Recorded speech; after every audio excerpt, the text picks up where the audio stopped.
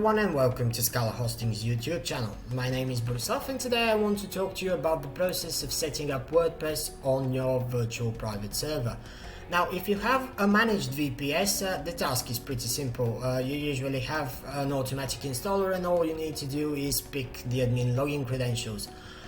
If, however, you have a self-managed VPS, the process is a bit more complicated, and to help out, we have a guide on our blog that will show you all the steps you need to take and give you all the information you need.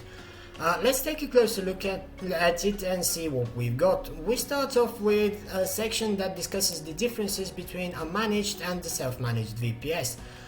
The goal is to show you the two options and help you decide which one of them is best for your project, depending on its requirements and also on the level of technical expertise you have. Next up, you'll see what you need to prepare before installing WordPress on a virtual server.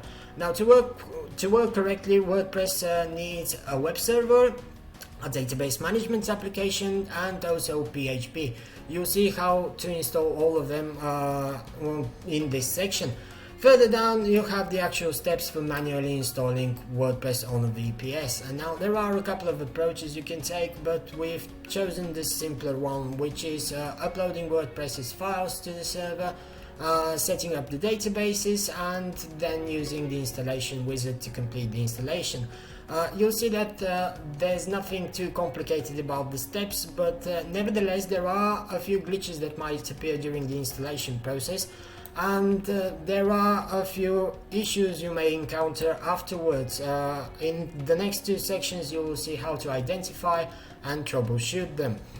Finally, you'll see what the advantages and disadvantages of using WordPress on self-managed VPS are. To learn more about all this, make sure you check out the link in the description, share it on social media if you find it useful, and I'll see you next time.